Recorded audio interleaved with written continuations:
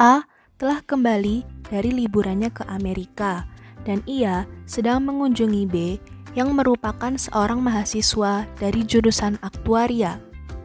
Oi Mel, lagi ngapain tuh? Biasa, belajar buat kuis. A melihat ke arah laptop B, penasaran dengan apa yang sedang dipelajari oleh temannya itu.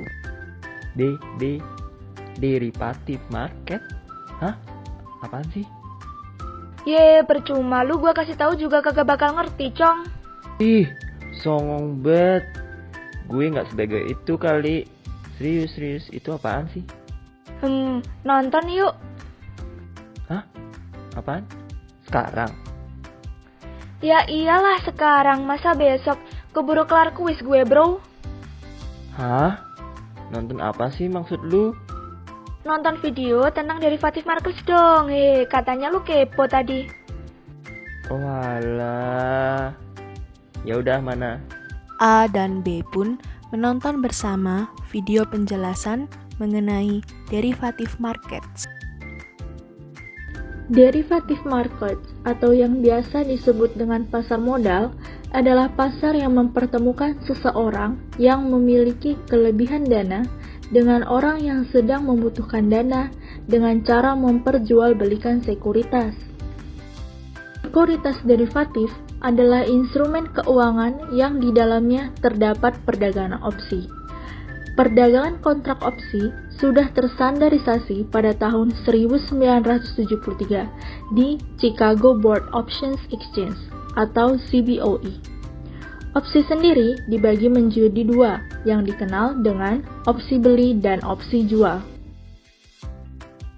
Opsi beli merupakan opsi yang memberikan pemegangnya hak untuk membeli aset pada harga yang spesifik, yang dikenal dengan harga pelaksanaan atau exercise, atau harga eksekusi atau strike pada saat atau sebelum tanggal jatuh tempo. Opsi jual merupakan opsi yang memberikan pemegangnya hak untuk menjual aset pada harga eksekusi tertentu pada saat atau sebelum tanggal jatuh tempo. A dan B telah selesai menonton video penjelasan mengenai derivative markets. Gimana, udah ngerti belum? Ngerti sih, tapi masih agak bingung gitu. Bingung bagian mananya? Itu loh, aku bingung gimana cara dapet profitnya. Oh, jadi tuh gini, kalau opsi beli, kita dapat profit ketika harga saham naik. Sedangkan kalau opsi jual, kita dapat profitnya ketika harga saham turun. Hah? Kenapa gitu? Iya, soalnya kan gini, misal kamu beli opsi beli dengan harga kesepakatan $5. Nah terus, kalau misalnya kamu mau beli saham, kamu harus beli dengan harga yang udah disepakati itu. Jadi, kalau misal harga saham di pasar $6 dan kamu mau beli saham, kamu cukup membeli dengan harga $5. Jadi kamu dapat untung $1 kan? Gimana? Bingung nggak? Pasti masih pada bingung ya?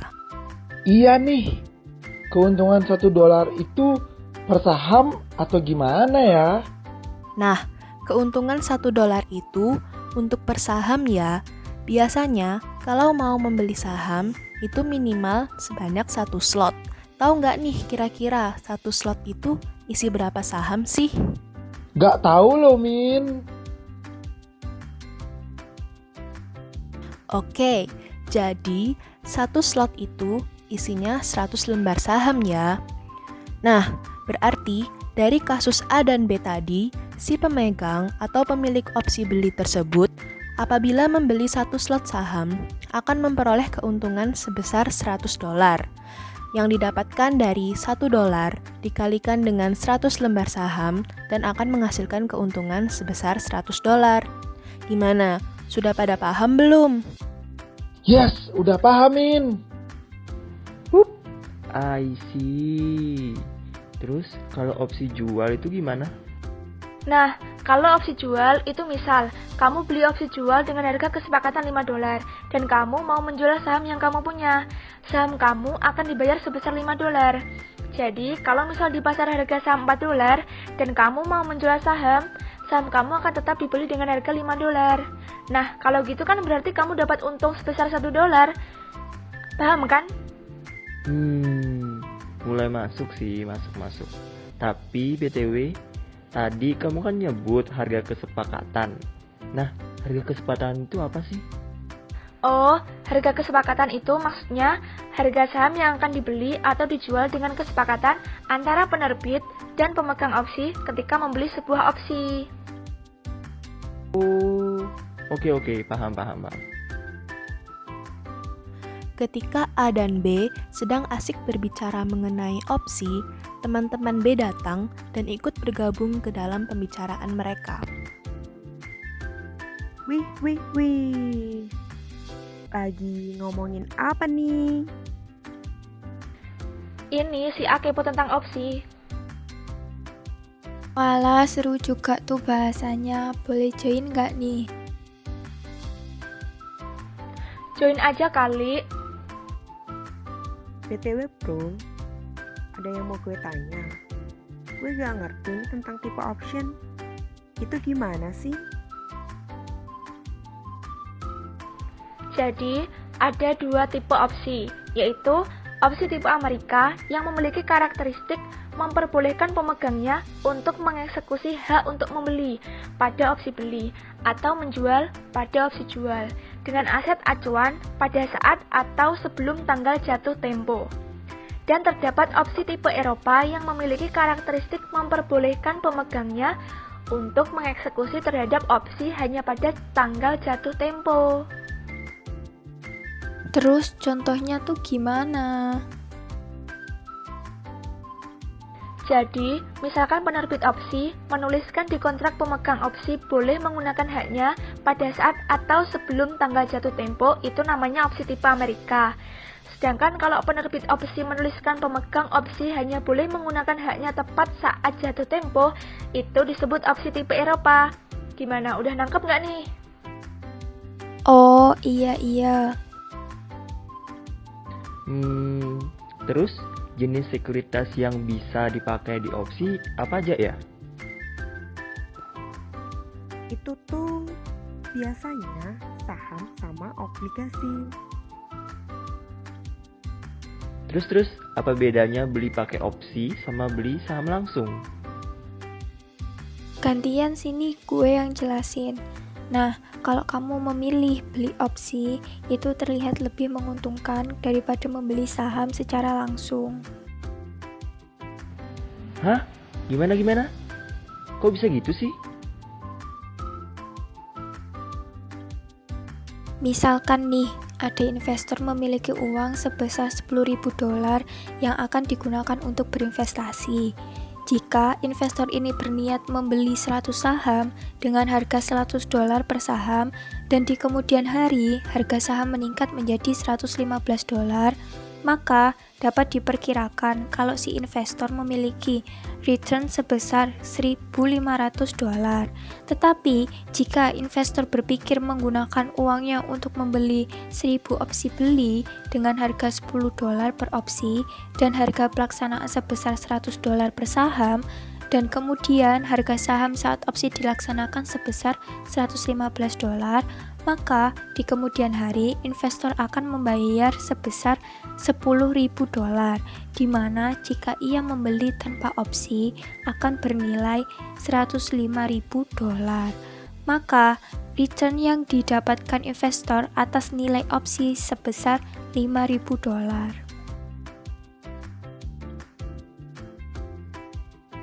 Oh alah, ya ampun, begitu toh. Menarik. BTW, kalau opsinya banyak, nanti gimana cara milih opsi yang paling bagus? Nanti ya, setelah kuis pasti dijelasin di akhir video. Sekarang kita fokus ke persiapan kuis lagi nih. Sekut! Hehehe, oke, silahkan. Sekalian aku mau pergi dulu nih, bye-bye. Jadi, apakah sekarang kamu mulai paham mengenai opsi jual beli? Kami tunggu pertanyaanmu di kolom komentar ya. Berikut ini akan ditampilkan salah satu contoh soal mengenai opsi. Misalkan seorang investor memiliki uang sebesar $10.000 yang akan digunakan untuk berinvestasi, di mana terdapat 3 pilihan, yaitu strategi A membeli 100 saham dengan harga $100 per saham, strategi B membeli 1000 opsi beli dengan harga $10 per opsi dan harga pelaksanaan $100 per saham, strategi C membeli 100 opsi beli dengan harga pelaksanaan $100 per saham, dan sisa uangnya yaitu $9.000 akan digunakan untuk T-bills dengan jangka waktu 6 bulan dengan bunga 3%. Dari T-bills, investor akan mendapatkan keuntungan tetap yaitu sebesar 9.000 dikali 1,03 dengan hasil $9.270.